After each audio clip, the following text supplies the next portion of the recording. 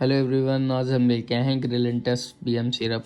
ये एक ब्रोंकोडाइलेटर होता है। जिन लोगों को म्यूकस जम जाता है, बलगम वाली खांसी आती है, जकड़न हो जाती है, तो उन लोगों के लिए ग्रिलिंटस बीएम सिरप होता है। दोस्तों, आप इसको 10 ml 3 बार सुबह शाम खाना खाने के बाद या खाना खाने के पहले भी इस्तेमाल कर सकते हैं। जिन लोगों को वेदर चेंज होने से, मौसम चेंज होने से सर्दी जुकाम खांसी की दिक्कत हो जाती है और जकड़न काफ़ी ज़्यादा हो जाती है और सांस भी फूलती है, तो उन लोग के लिए ग्रिलिटस बीएम सिरप है। इसको इस्तेमाल करके उनकी जो जकड़न है वो ख़त्म हो जाएगी। बलगम वाली खांसी से उनको आराम मिल जाएगा।